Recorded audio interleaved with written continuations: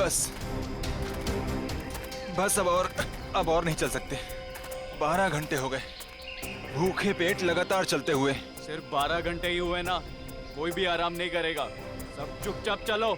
नहीं साहब, अब अगर हम चाहें भी तो साहब हमारे पैर साथ नहीं देंगे।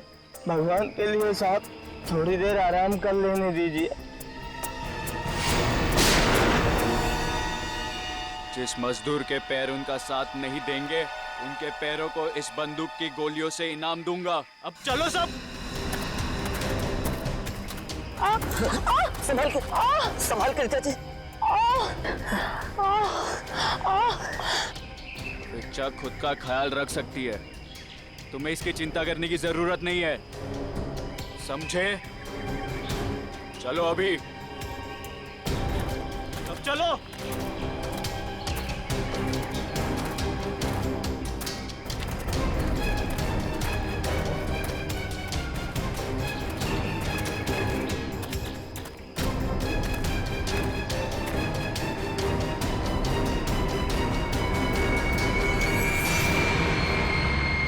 मिल गया।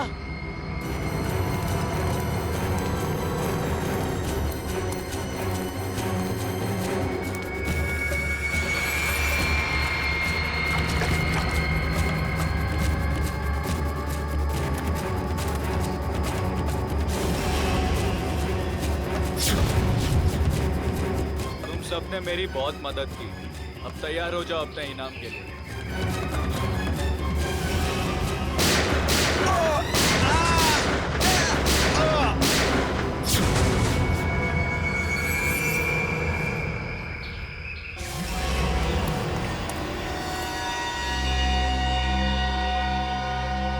रणबीर, क्या किया तुमने ये? इन्हें इनकी वफादारी का इनाम दे दिया मैंने। ये कैसा इनाम है रणबीर? अब तुम दोनों को तुम्हारी बेवफाई की सजा दूंगा।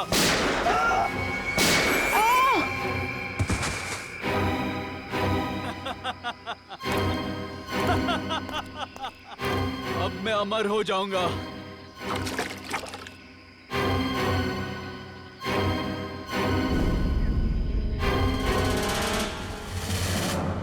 धन्यवाद दोस्तों आप सबका जो अपना कीमती वक्त निकाल कर यहाँ आए और दिल खोलकर सामान खरीद कर इस नीलामी को कामयाब बनाए।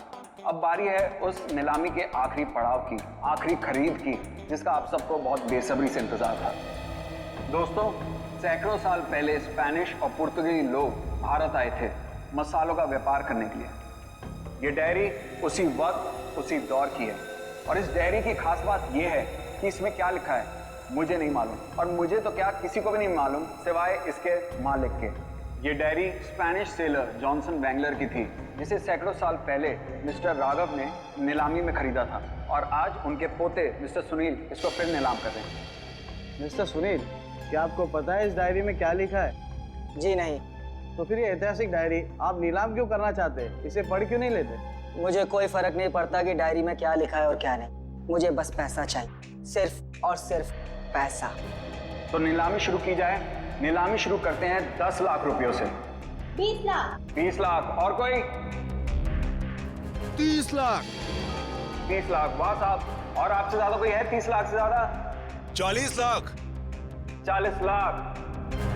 50 लाख। अरे वाह, ये हुई असली कदरदानों वाली बात। कोई और है जो 50 लाख से ज्यादा की बोली लगाएगा? 50 लाख 1, 50 लाख 2, 1 करोड़। वाह साहब, इसे कहते हैं असली कदरदान, जो लाखों की चीज करोड़ों तक पहुंचा दे। 1 करोड़ 1, 1 करोड़ 2, अरे 1 करोड़ 3। 1 करोड़ का चेक मैंने पहले ही आपके ऑफिस में जमा कर दिया है। ये डायरी अगले 1 घंटे में मेरे घर पहुंच जानी चाहिए।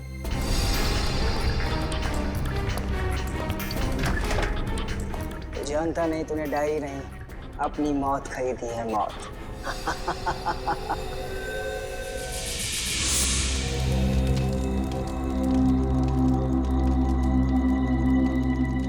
ओह नो, मेरा पानी खत्म हो गया। गाइस, तुम लोग पास पानी है क्या? अरे यार, मेरा पानी तो शाम को ही खत्म हो गया था। अरे तो बताना था ना, ढाबे पे भर लेते। ऐसे ही सो जाओ ना यार, कल सुबह तक की तो बात है।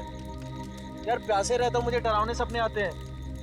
अनिकेत, ये डरावने सपने और प्यास का क्या कनेक्शन है भाई दवे? पता नहीं, पर मुझे पानी पीना है यार। तू सुधरेगा नहीं, सो जा। यार तुम लोग समझ तीनों के तीनों कुंभकर्ण।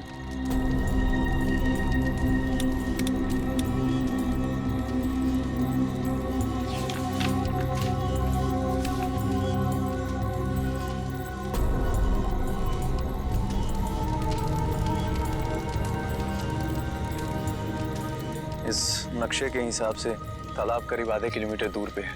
प्यास बुझानी है तो तालाब तक तो जाना ही पड़ेगा।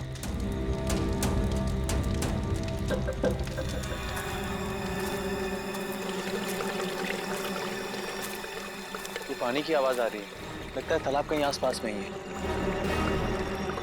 और ये नक्शा भी यही बता रहा है कि तालाब पास में है।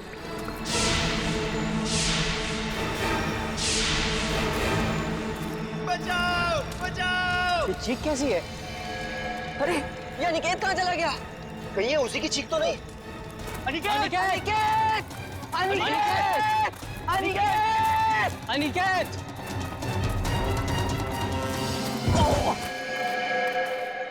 अनिकेत! कहीं ये मर गया। क्या? कौन है? ये कौन मारा? भागो भागो भागो भागो यार भागो।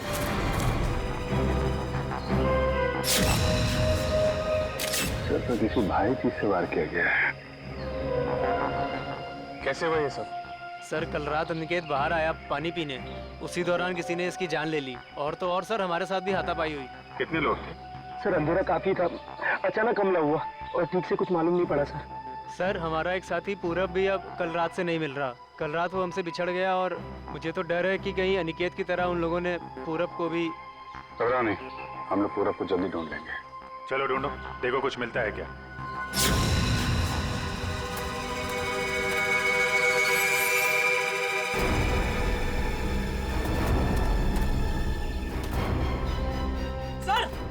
सर जल्दी आइए। ठीक तो ना तुम? अरे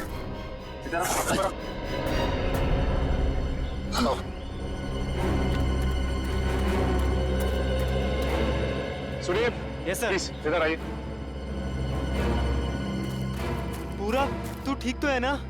आप लोग ये बताइए कि किसी पे शक है आप लोगों को? सर शायद ये उस बाइक वाले का काम है। बाइक वाला? कौन कौन बाइक वाला? सर वही बाइक वाला जिसने कल शाम हम सबको धमकी दी थी। कल की बात याद है तुम लोगों को? ये सबसे ज्यादा पंगे करता है। ये कौन है? क्या बात है बॉस, कुछ चाहिए क्या? हाँ चाहिए, मुझे चाहिए कि तुम सब लोग सुरक्षित रहो। सुरक्षित? ये इलाका बहुत खतरनाक है, अपने अपने घर लौट जाओ, उसी में तुम सबकी भलाई है। वो हमें धमकी दे रहा है। धमकी समझो, विनती समझो या फिर चेतावनी, जो समझना है समझ लो। मेरा फर्ज था तुम्हें सचेत करना, जो मैंने कर दिया। अब अगर मौत के मुंह में जाने का इतना ही शौक है तो खुशी से जाओ। सर शायद वो 100 किलोमीटर से हमारा पीछा कर रहा था और जिस ढाबे पे हम लोग रुके थे सर वो भी वही रुका था। और उस आदमी का चेहरा नहीं याद है आप लोगों को? नहीं सर, उसने एक पल के लिए भी हमारे सामने हेलमेट नहीं उतारा। ढाबे में खाना खाते समय तो हेलमेट निकाला होगा ना? ढाबे वाले से पता करो, देखो शायद उसे कुछ याद हो। ठीक है, या तुम साथ में।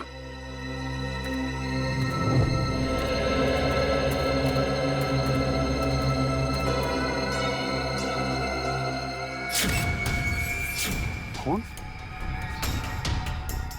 खून की बूंद? मतलब कोई जख्मी आदमी भागा यहाँ से? सर लेकिन खून बहुत ज्यादा नहीं है, जो भी है उसे ज्यादा चोट नहीं हुई होगी। सर ये देखिए घसीटने के निशान हैं। मतलब उन दोस्तों के अलावा कोई और आदमी भी था जिसको उन मुजरिमों ने मारा और फिर उसे घसीटते हुए यहाँ से ले गए। सर ये रास्ता तो सीधा मेन रोड की तरफ जाता है। इसका मतलब जो भी गुनहगार था उसे इस जंगल और रास्ते का पूरा ज्ञान था। हाँ, तभी तो रात के अंधेरे में भी यहाँ पहुँचने में कोई गलती नहीं की उन लोगों ने। ये टायर के निशान, ये तो किसी बड़ी गाड़ी के लगते हैं।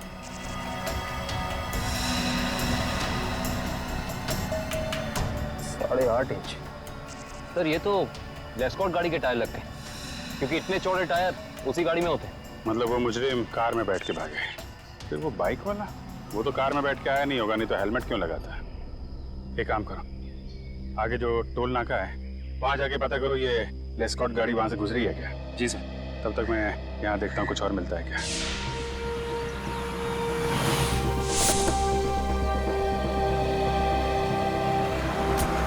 यही है वो ढाबा जहाँ मैं और मेरे दोस्त खाना खाने के लिए रुके थे। अरे आइए आइए सर जी, बैठिए। गर्मा गर्म दाल मखनी बनाई है, लगा दूं 5 प्लेट है मक्खन मार के। जी हम लोग खाने पीने नहीं आए, हम लोग सीआईडी से। सीआईडी से? क्या हुआ साहब? आपको याद है कल मैं और मेरे कुछ दोस्त आपके ढाबे पे खाना खाने के लिए रुके थे? हाँ हाँ, हल्का हल्का याद तो आ रहा है, पर आपको इतनी चोट कैसे लगी? कल रात इनके ऊपर हमला हो गया और उस हमले में इनके दोस्त अनिकेत की मौत हो गई। हे भगवान, ये हो क्या रहा है आजकल? समाज में दिन ब दिन जुर्म बढ़ता ही जा रहा है। हाँ वो तो है, लेकिन हमें शक है कि इस जुर्म में एक बाइक वाला शामिल है जो कल यहाँ पे आया था। बाइक वाला? जी हाँ, उसने एक ब्लैक बाइकर सूट और ब्लैक हेलमेट पहना था और मुझे अच्छे से याद है उसके पास नलोंजन मॉडल की बाइक भी थी। एक बाइक वाला आया तो था। अच्छा, उस बाइक वाले के बारे में कुछ याद है आपको? कैसा दिखता था वो? साहब इतना तो याद नहीं, लेकिन शायद रामू को पता होगा। रामू जरा इधर आना, जरा बताना साहब लोगों को उस बाइक वाले के बारे में। जब उसने हेलमेट उतारा था तो मैंने एक ही झलक देखा था सेठ जी। बहुत अजीब आदमी था, अजीब तरीके से बर्ताव कर रहा था। देखो तुमने उसकी एक झलक देखी ना, तुम्हें जो कुछ भी याद है हमारे लिए उसका स्केच बनवाओ। हाँ इशिता, ठीक है, कोशिश जारी रखना। क्या हुआ श्रेया? सर, सारांश का अभी तक पता नहीं चल पा रहा।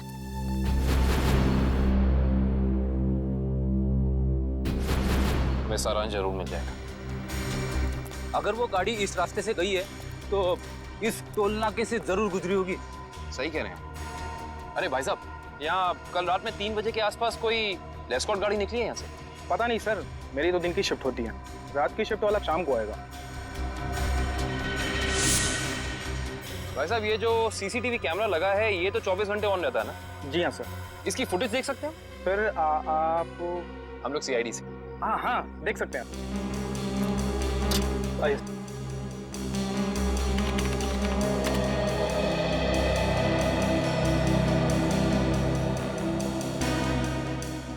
ये देखिए, लेस्कॉट गाड़ी रात के 2:55 को यहाँ से गुजरी है। लगती तो वही गाड़ी है, जरा रिवाइंड करिए। एक मिनट पॉज कीजिए। अरे ना तो ड्राइवर दिख रहा है और ना ही गाड़ी की नंबर प्लेट। थोड़ा जूम कीजिए। ये क्या लिखा है? Car on rent. Car on rent? Sir, ध्वनि नगर में कार ऑन रेंट नाम की कंपनी है। कहीं ये गाड़ी वहीं से किराए पे तो नहीं ली गई थी? सर, ये रहा स्केच। बन गया स्केच? यही वो आदमी? हाँ साहब, ऐसा ही कुछ दिखता था वो। ठीक है, आसपास की दुकानों से पता करते हैं, किसी ना किसी ने तो जरूर देखा होगा उसे। भाई साहब, इस स्केच को ध्यान से देखो। इस आदमी को पहचानते हो? नहीं देखा इसको इससे पहले। साहब, बुरा ना मानो तो ये फोटो मैं देख सकता हूँ? अरे काका, इसमें बुरा मानने की क्या बात है? देखिए।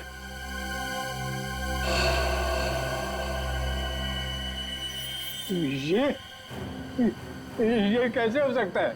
नहीं, ये नहीं हो सकता, ये नहीं हो सकता, असंभव, असंभव। अरे काका, क्या नहीं हो सकता? क्या संभव है? ये नहीं हो सकता, रणवीर वापस नहीं आ सकता। काका, इस आदमी का नाम रणवीर है? हाँ हाँ, मैं उसे अच्छी तरह जानता हूँ, कभी नहीं भूल सकता उसे। काका, इस आदमी के बारे में आप जो कुछ भी जानते हैं प्लीज हमें बताइए। बहुत पुरानी बात है, तकरीबन 73 साल पहले मैं जब बच्चा था तो एक रात को मैंने उसे अपने पिताजी से बातें करते हुए सुना था। मदन, मेरी बात मानो। अगर तुमने मुझे उस तालाब को ढूंढने में मदद की तो तुम्हारी जिंदगी हमेशा हमेशा के लिए बदल जाएगी। मेरी जिंदगी जैसी भी है ठीक है, आप मुझे इस सबसे दूर ही रखें तो अच्छा होगा। देखो, इस इलाके से जितनी अच्छी तरह तुम परिचित हो वैसा इस गांव में कोई नहीं है। इनकार मत करो, तुम ही मुझे मेरी मंजिल तक पहुंचा सकते हो। ये सिर्फ मेरा सपना ही नहीं, मेरा जुनून भी है। बहुत ही गलत जुनून चुना है आपने रणवीर जी। अगर आप प्रकृति के नियमों के खिलाफ जाएंगे तो प्रकृति आपको कहीं का नहीं छोड़ेगी। वो जगह शापित है, शापित। ना जाने कितने लोगों की जान ले चुकी है। भूल जाए अपने इस सपने को। क्या तुम भूल सकते हो अपनी बीवी को, जो इस वक्त अस्पताल में जिंदगी और मौत के बीच में झूल रही है? नहीं ना? वैसे ही मैं अपने सपने को नहीं भूल सकता। जरा सोचो, अगर वाकई उस तालाब के पानी में मौत को हराने की ताकत है, तो तुम्हारी पत्नी को एक नई जिंदगी मिल सकती है। सोच क्या रहे हो मदन? हम एक दूसरे की मदद से अपने आने वाली जिंदगी को सुधार सकते हैं। तो बोलो, मंजूर है?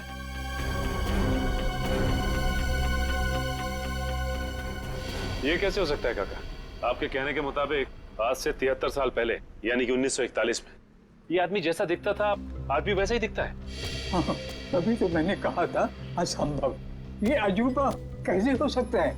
और इसी की वजह से तो मैंने अपने पिताजी को खोया था। इसकी वजह से आपने अपने पिता को खोया? हाँ, ये मेरे पिताजी को बहकाकर एक तालाब पे लेकर गए थे। बोले उस तालाब का पानी पीने से आदमी हमेशा के लिए अमर हो जाता है और उसकी उम्र आगे बढ़ने से रुक जाती है।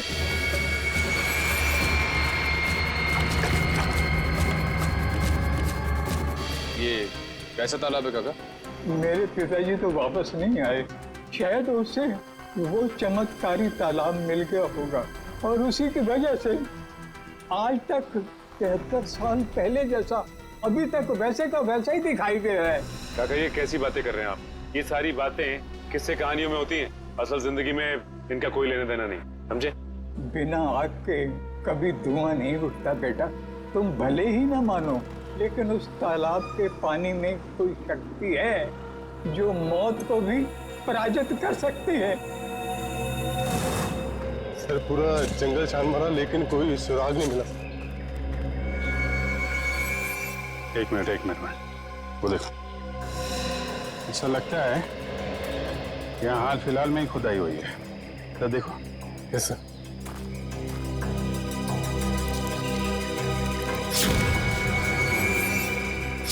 हाँ, यहाँ पे कुछ है सर।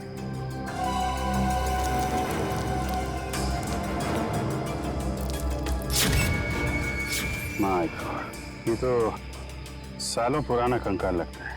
सर मुझे लाशों को जंगल में दफनाते थे ये तो पता था, पर पहली बार मुझे इतना सालों पुराना कंकाल जंगल में दफनाने आए। पता नहीं वंश, दफनाने आए थे या फिर निकालने। गुड मॉर्निंग डॉक्टर साहब। What is so good about this morning? ये लो, हेलो हाय ना करो तो नाराज और करो तो मुश्किल। अरे इतने उखड़े हुए क्यों हैं सर आप? भाई साहब, जब आपको पता लगेगा ना कि अनिकेत की मौत कैसे हुई, आप भी इतने ही उखड़ जाएंगे। सर जरूर किसी हथौड़े या डंडे से वार किया होगा। सर इससे पहले भी हम ऐसे केस सुलझा चुके हैं। मगर निखिल, पहले के केसेस में और इस केस में फर्क है, और वो ये कि जिस हथियार से अनिकेत के सर पे वार किया गया है वो हथियार 100 साल पुराना है। क्या? 100 साल पुराना? उड़ गए होश? उखड़ गए ना? भाई साहब, अनिकेत के सर पर से मुझे लोहे और लकड़ी के छोटे छोटे टुकड़े मिले हैं और ये टुकड़े 100 साल से भी ज्यादा पुराने हैं। लोहे और लकड़ी के टुकड़े? मतलब हथियार कोई ऐसी चीज है जिसमें लोहा भी है और लकड़ी भी? हाँ, आइए मैं दिखाती हूँ।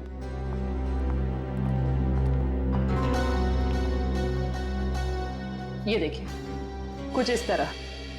मगर सर इतना पुराना हथियार खूनी के हाथ लगा कहाँ से? शायद दादा परदादा के जमाने से घर पे रखा होगा, अब निकाला है काम के लिए।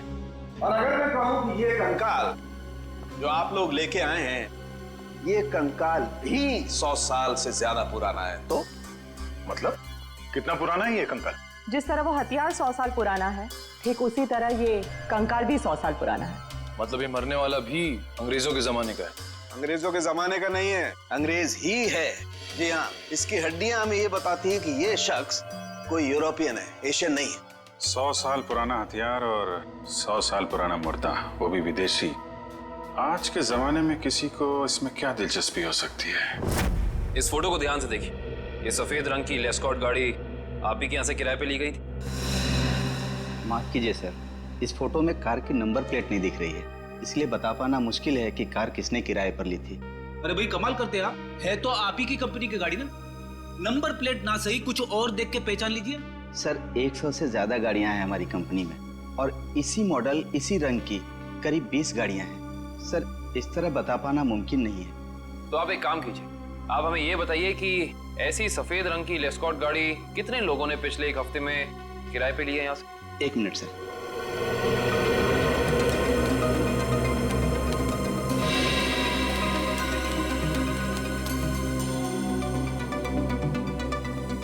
सर कुल मिलाकर 7 लोग हैं जिन्होंने पिछले हफ्ते सफेद रंग की लेस्कॉट कार किराए पर ली थी। गुड। अब हमें इन 7 की पूरी जानकारी चाहिए। ठीक है सर। देखते हैं क्या पता चलता है। 5 लोगों से पूछताछ कर चुके, बचे 2। इन्हीं में से कोई एक है जो इस केस की अगली कड़ी साबित होगा। हाँ, लेकिन फ्रेडी जी, ये पता करने के लिए भी रिसेप्शन पे कोई होना चाहिए। यहाँ तो कोई है ही नहीं। हाँ, यहाँ तो कोई दिख ही नहीं रहा है। जी नमस्ते, कहिए। हम लोग CID से। एक्चुअली अमर नाम के एक इंसान की तलाश में हैं हम। बात यह है कि उसने सफेद रंग की एक लेस्कॉट गाड़ी को हायर किया और अपने एड्रेस की जगह उसने आपके इस होटल का एड्रेस दिया, इसीलिए हम। Just a minute. मिस्टर अमर, वो तो कल ही चेकआउट कर गए। अच्छा, आपने अपने रिकॉर्ड्स के लिए उसका कोई ID प्रूफ तो लिया होगा ना? लाइसेंस, पैन कार्ड वगैरह दिखाइए जरा। मैडम, लिया तो था, लेकिन आज ही सुबह हमारे कंप्यूटर का हार्ड ड्राइव क्रैश हो गया और उसी के साथ सारा डेटा चला गया। माफ कीजिएगा। अच्छा, ये अमर दिखता कैसा था? उसका हुलिया कैसा था? आप कमरा नंबर 701 वाले अमर सर की बात कर रहे हैं ना? हाँ राजू, उसी के बारे में बताइए इन लोगों को। क्या था उसका हुलिया? कद यही कोई 5.5 फुट लंबा और हाँ, छोटे छोटे बाल और आंखों का रंग काला था। कद 5.5 फीट, छोटे बाल। इसका मतलब CCTV फुटेज में जो हमें इंसान दिखा था वो अमर नहीं हो सकता, क्योंकि वो लंबा था और उसके बाल भी छोटे नहीं थे। अच्छा, ये अमर से कोई मिलने आया था उसके कमरे में यहाँ पे? हाँ साहब, 2 लोग मिलने आए थे। उनमें से एक का नाम संजय था और दूसरे का कुछ और कल साहब उन लोगों ने दारू पीकर काफी झगड़ा भी किया था। झगड़ा? तुम्हें पता है किस बारे में ये झगड़ा हुआ था? ये तो मैं नहीं बता सकता साहब, लोग अक्सर दारू पीकर बहक जाते हैं। कोई ऐसी बात जो तुम्हें याद हो जो वो लोग कर रहे थे? कुछ याद है? हाँ साहब, कुछ अजीब चीजों के नाम ले रहे थे, जैसे फावड़ा, कुल्हाड़ी, कुदाल। मतलब ऐसा सामान जो जमीन की खुदाई में काम आता है। चलो, इससे ये तो पता चल गया कि जंगल में वो जमीन खोदी किसने थी। जिस तरीके के औजारों की बात वो वेटर कर रहा था, उससे तो यही लगता है कि ये संजय एक आर्कियोलॉजिस्ट है। संजय आर्कियोलॉजिस्ट, जो अमर के साथ वहाँ गड़े हुए मुर्दे उखाड़ने गया था। जरूर कुछ न कुछ खास बात है उस पुरानी लाश में, वरना कोई इतने सालों बाद सोते हुए मुर्दे को क्यों जगाएगा? और शायद अनिकेत ने उन्हें ये खुदाई करते देख लिया, जिसकी कीमत उसे अपनी जान देके चुकानी पड़ी। लेकिन उस बाइक वाले का क्या, जिसे उस बुढ़े आदमी ने पहचान लिया था? उसके मुताबिक तो वो तालाब का पानी पी के हमेशा के लिए अमर हो गया। फ्रेडी, इस दुनिया में कोई आदमी अमर नहीं होता। जरूर उस बुढ़े आदमी का कुछ ना कुछ हाथ है इस अपराध में। सर, इस बाइक वाले के बारे में बड़ी अजीब बात पता चली है। क्यों? ऐसी क्या अजीब बात है? ये देखिए सर, इस अखबार की तारीख 13 जून 1941, यानी कि आजादी से भी पहले। आश्चर्य सर, ये आदमी उस वक्त से वांटेड है। इसने उस वक्त भी कुछ लोगों के खून किए थे। बहू, वही आदमी? ये कैसे हो सकता है? अभिजीत, अगर ये मान के चले कि 1941 में इस आदमी की उम्र 20 साल रही होगी, तो उस हिसाब से तकरीबन आज जिसकी उम्र 90 साल से ज्यादा हो, 90 साल का कोई आदमी इतना जवान कैसे दिख सकता है? हाँ पंकज, ओके ठीक है सर। संजय के घर का पता चल गया, खातीपुरा में रहता है वो। खातीपुरा?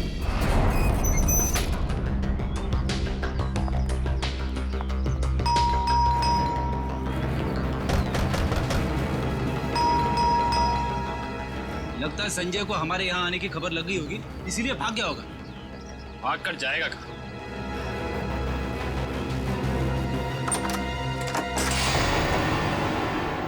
अच्छी तरह से तलाशी लो इस घर की, कुछ ना कुछ तो जरूर मिलेगा।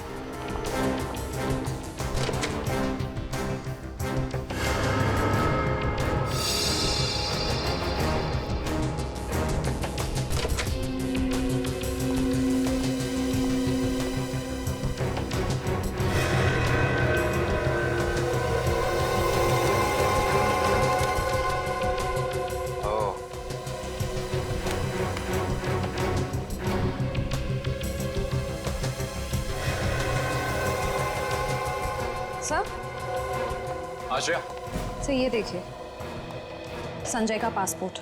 इस पे काफी सारे देशों के वीजाज लगे हैं। तो लगता है इस भाई साहब को सैर सपाटे का बहुत शौक था। ये देखो श्रेया, इसकी चेकबुक की डिटेल से साफ साफ पता चल रहा है कि इस इंसान ने करोड़ों रुपए खर्च किए हैं म्यूजियम्स और नीलामियों से सामान खरीदने में। देखो, इसका मतलब संजय बहुत अमीर है और आर्ट में काफी दिलचस्पी रखता है। अब इसे ये दिलचस्पी आर्ट में है या किसी खास चीज में, ये तो वक्त ही बताएगा।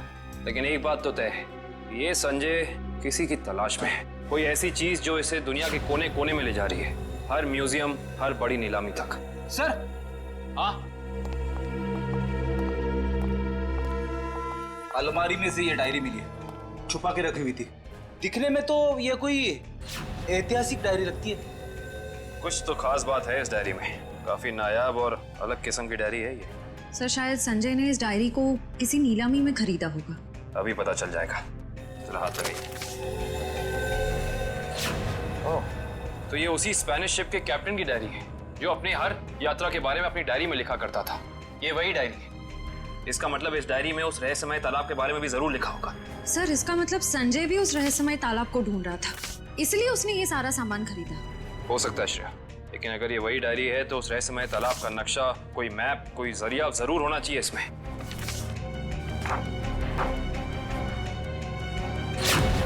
कमाल है, इस डायरी में तो ऐसा कुछ भी नहीं है, कोई नक्शा, कोई जरिया, कोई रास्ता, कुछ नहीं। लेकिन इससे एक बात तो तय हो गई कि इस रहस्यमय तालाब को ढूंढने में दोनों अमर और संजय साथ मिलकर काम कर रहे थे। इसका मतलब हमें इस कमरे में कुछ ना कुछ जरूर मिलेगा। छानबीन करो।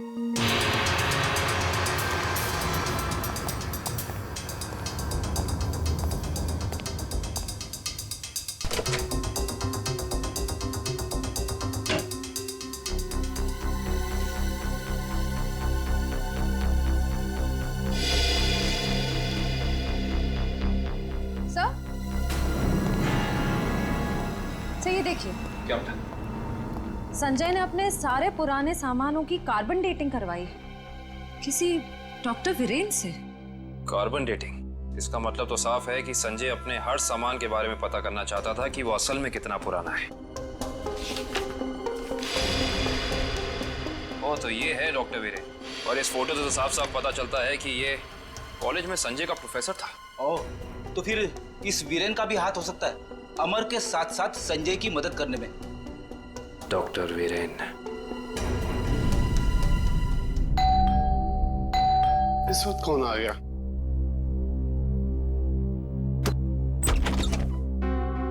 आप लोग? हम लोग सीआईडी से, डॉक्टर वीरेन से मिलना है। अभी बुला था सर। आप लोग बैंक से आए ना? नहीं साहब, ये सीआईडी से आए सर। सीआईडी? इसे पहचानते हैं आप? जी नहीं। किसने मारा इसे? हमें पता होता तो अब तक मुजरिम सलाखों के पीछे होता। देखिए, मैं इस मामले में आपकी कोई मदद नहीं कर सकता। चलिए, इस मामले में ना सही, लेकिन किसी और मामले में हमारी मदद कर दीजिए। मैं कुछ समझा नहीं। मैं समझाता हूँ। आप हमें उस रहस्यमय तालाब के बारे में बताइए, जिसका पानी पीकर इंसान कभी मरता नहीं है, जवान रहता है, अमर हो जाता है।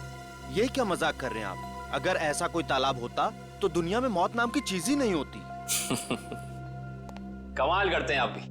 हमें तो लगा कि आपके स्टूडेंट संजय ने आपको सब कुछ बताया होगा, लेकिन उसने आपको तालाब के बारे में कुछ नहीं बताया लगता है। संजय? तो आप संजय को जानते हैं? सिर्फ जानते ही नहीं, उसके घर होकर आ रहे हैं, जहाँ हमें पता चला है कि वो अपनी हर पुरानी चीज की कार्बन डेटिंग डॉक्टर वीरेन से कराता है, यानी कि आप। देखिए, संजय एक आर्कोलॉजिस्ट है और ये तो उसके एक काम का हिस्सा है। हिस्सा? हिस्से से याद आया कि आपके हिस्से की कॉफी ठंडी हो रही है डॉक्टर साहब, पी लीजिए। ठंडी कॉफी पीने में कोई मजा नहीं है। वैसे ये कॉफी का दूसरा कप किसके लिए? इस घर में और भी कोई है क्या? हाँ साहब, अभी भी। तुम जाओ। ये अभी मेरा दोस्त आया था, उसी का है। नहीं, आपके दोस्त का नाम संजय तो नहीं? देखिए वीरेन साहब, आप शक्ल से तो निहायत ही शरीफ इंसान लगते हैं। अब इस संजय की वजह से आपको जेल में जाकर चक्की पीसनी पड़े, हम में से किसी को भी अच्छा नहीं लगेगा। मैं वाकई नहीं जानता कि संजय कुछ गैर कानूनी काम कर रहा है। लेकिन अब तो पता चल गया ना, आपकी भलाई इसी में है कि जो कुछ भी है सच सच बता दो। देखिए, संजय को कुछ पोर्तुगली एक्सप्लोरर का सामान मिला था, उसमें लैटिन भाषा में कुछ लिखा हुआ था। उसका मतलब जानने के लिए वो मेरे पास आया था। इसका मतलब वो मुर्दा उसी पुर्तगाली एक्सप्लोरर का होगा और उसी की सामान की तलाश में संजय जंगल में गया था। क्या लिखा था लैटिन भाषा में? उसमें एक गुफा का नाम लिखा था, सिनारी गुफा। शिनारी गुफा। अरे बाप रे! अरे बाप रे बाप! पूरी बॉडी बच रही है। यहाँ पे आके मैंने अपनी बहादुरी तो दिखा दी, अब बता भी देता हूँ, कुछ नहीं है यहाँ पे। चलिए वापस चलते हैं। अरे रुकिए रुकिए रुकिए फ्रेडी जी, इतनी बहादुरी दिखाई है तो थोड़ी और दिखा दीजिए। सर हाँ सर। ये देखिए, अजीब निशान बने हुए हैं। अरे यहाँ पे भी है। हर दीवार पे। कहीं ये निशान उसी पुर्तगाली एक्सप्लोरर तो नहीं बनाए? ये निशान हमें उस तालाब तक पहुंचने का रास्ता दिखा रहे हैं शायद। अंदर चल के देखते हैं।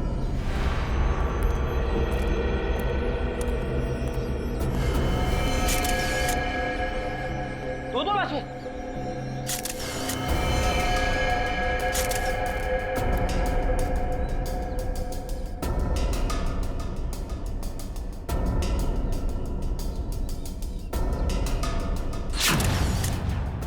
ये तो संजय। और सर, हो ना हो ये जरूर अमर की लाश है। ये देखिए, होटल के वेटर ने हमें जो हुलिया दिया था, ये हूबहू वैसा ही है। लगता है ये दोनों यहाँ पे उस तालाब की तलाश में आए थे जिंदगी को अमर बनाने और बदले में मिली मौत। है कौन वो आदमी जो तालाब की खोज करने वाले लोगों का खून कर रहा है? जरूर कोई ऐसा है फ्रेडी जी जो नहीं चाहता कि उसके अलावा इस तालाब के बारे में किसी और को पता चले। सर, हो ना हो ये काम जरूर रणवीर का ही होगा, क्योंकि जब संजय खुदाई कर रहा था तब रणवीर भी वहां मौजूद था। सर, हाँ, यहाँ पे जूतों के निशान है। ये देखिए, अलग अलग जूतों के निशान दिख रहे हैं। कम से कम 5 लोगों के होंगे। सही कह रहे हैं आप। 2 तो अमर और संजय के होंगे, 1 रणवीर का, बाकी 2 निशान। इसका मतलब साफ है, इस गुनाह में 2 और लोग शामिल हैं। लेकिन कौन? सिंबल्स को देख के लगता है कि ये हमें उस चमत्कारी तालाब का रास्ता बता रहे हैं। न जाने कितने साल पहले बनाए गए होंगे ये निशान, तालाब की तलाश में। और इन निशानों के अंदर ही वो चाबी छुपी है जिससे हम इस केस का ताला खोल सकते हैं। अरे सर, ये तो एक टापू बन गया। और इसके बीचों बीच में है ये तालाब। मगर सर, ये टापू है कहाँ पे और हम यहाँ तक पहुँचेंगे कैसे? इसका पता चल जाएगा निखिल, अगर हम इन निशानों की भाषा समझ पाए, उनको अक्षरों में बदलेंगे तो पता चलेगा। सर, इस तरह के निशान मैंने पजल्स की किताबों में देखे हैं। अब पजल के साथ हायरोग्लाइफिक अल्फाबेट बुक भी आती है ना? हाँ सर। वंश, जल्दी से जाकर किताब लेके आओ। Okay sir.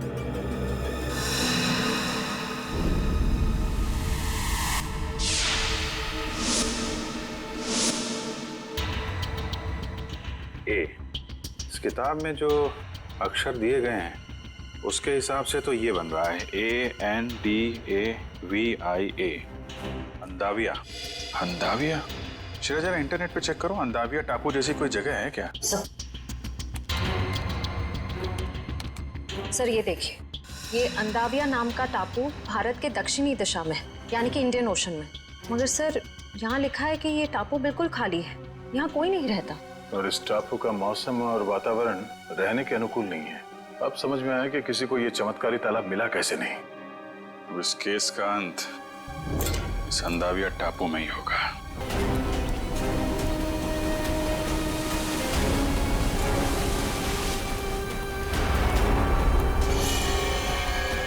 वहां पे देखो, वहां पे कुछ है। तो लगता है किसी ने आग जला के कैंप फायर किया है। वही लोग होंगे जो तालाब की तलाश में यहाँ पे आए थे।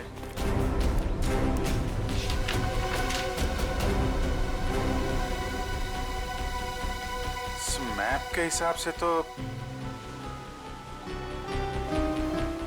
उत्तर दिशा में करीब 7 किलोमीटर अंदर है वो तालाब। एक काम करते हैं, यहाँ से सब लोग अलग अलग हो जाते हैं। किसी को कुछ भी मिलता है फौरन एक दूसरे को इन्फॉर्म करेंगे। Okay? Yes sir. Sachin,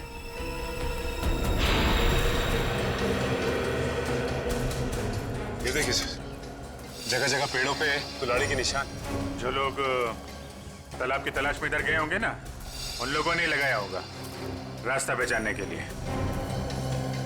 oh my God, कंकाल।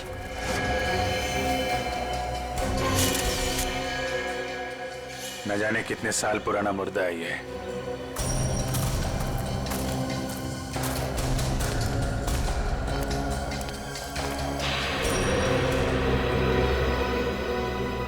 धुआं अभी भी निकल रहा है। आग जले शायद ज्यादा देर नहीं हुई अभी। एक और कंकाल सर।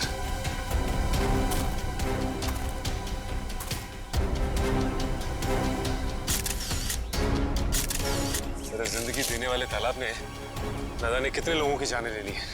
जिंदगी तालाब नहीं ले रहा है सचिन, कोई इंसान ले रहा है जिसका कोई ना कोई राज जुड़ा है उस तालाब के साथ। और न जाने कितने कंकाल देखने को मिलेंगे। ये तो ट्रैप है, कोई आ रहा है।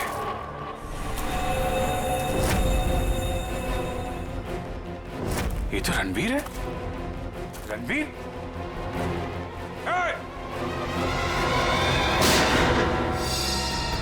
गोली चलने की आवाज इस तरफ से आई। कहीं उनको कुछ होता नहीं है। चलो।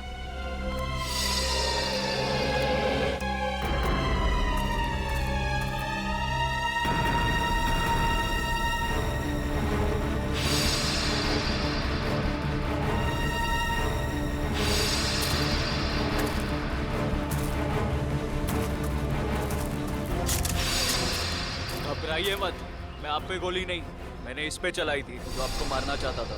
तुम रणवीर हो ना? रणवीर तो मेरे दादाजी का नाम था। मैं आकाश हूँ। आकाश, तुम्हारी शक्ल बिल्कुल तुम्हारे दादाजी से मिलती है। हाँ, ये बात पहले कई लोग बोल चुके हैं मुझे। मगर तुम अपने दादाजी की तरीके से चमत्कारी तालाब के चक्कर में कैसे पड़ गए? 2 महीने पहले मैं ये देश में भी नहीं था, यूएस में लॉ की पढ़ाई कर रहा था कि अचानक मेरी मुलाकात संजय से हुई। वो इस तालाब और मेरे परिवार के संबंधित कुछ जानकारी चाहता था। अच्छा, तो तुमने संजय को अपने दादाजी के बारे में बताया? हाँ, मगर मुझे कोई अंदाजा नहीं था कि ये तालाब कहाँ है। और संजय से बात करके मेरी उत्सुकता भी बढ़ गई। और इसलिए तुम इंडिया चले आए ताकि संजय पे नजर रख सको और उस तालाब तक पहुंच सको जिसके चक्कर में तुम्हारे दादाजी यहाँ आए थे। हाँ, और इस राज तक भी पहुंच सकूं कि मेरे दादाजी उस तालाब के तलाश से वापस लौटे क्यों नहीं। अच्छा, क्या संजय को वाकई लगता था कि उस तालाब में कोई चमत्कारी शक्ति?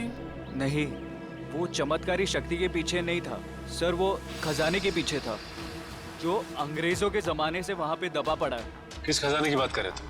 सालों पहले स्पेन देश से एक ट्रेजर शिप आई थी इस टापू पर तालाब की तलाश में। अच्छा, उस शिप के कप्तान की डायरी संजय के घर से मिली थी ना? हाँ, उसी डायरी से उसे खजाने के बारे में पता चला और कुछ महीनों बाद वो शिप समुंदर में डूब गई। मगर शिप में जो खजाना था वो गोताखोरों को नीचे नहीं मिला। मतलब उस शिप के किसी आदमी ने शिप डूबने से पहले उस खजाने को यहीं इस टापू में कहीं छुपा दिया है। हाँ, और संजय को उस खजाने की तलाश थी, ना कि किसी चमत्कारी पानी की। सर आप लोग ठीक तो है ना? हाँ, हम लोग ठीक हैं। गोली की आवाज सुन के लगा कि कुछ खतरा है यहाँ पे। खतरा अभी टला नहीं है निखिल। कुछ लोग हैं यहाँ जो खजाने की तलाश में मरने मारने पे उतारू हो गए हैं। सर, तालाब तो मिल गया लेकिन ये तो सूखा हुआ है। लोगों को अमर बनाने वाला तालाब आज वही सूख गया है।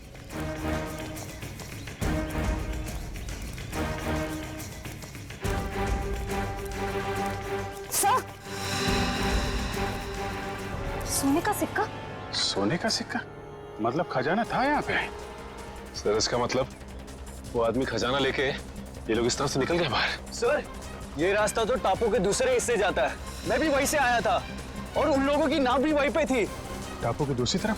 हाँ, रोकना होगा उन्हें। जल्दी आओ तुम लोग, आ जाओ आ जाओ।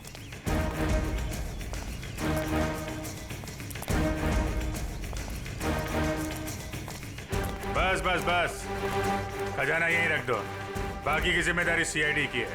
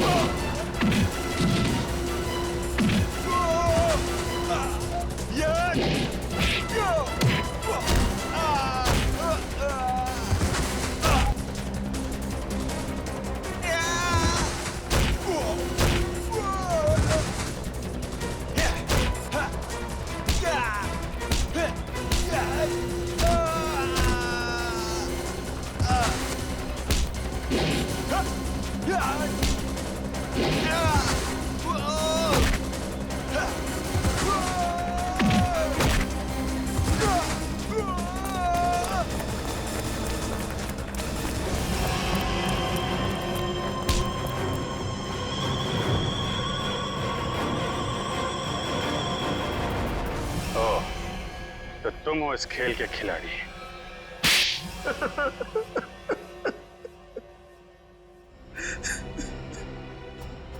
हाँ, मैंने ही मारा है अमर को, संजय को और अनिकेत को भी। मगर तुम्हें संजय और अमर के प्लान के बारे में पता कैसे चला?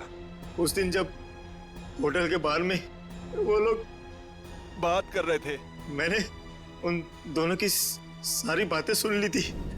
हम बहुत जल्द खजाने तक पहुंचने वाले हैं, फिर हम बेशुमार दौलत के मालिक हो जाएंगे।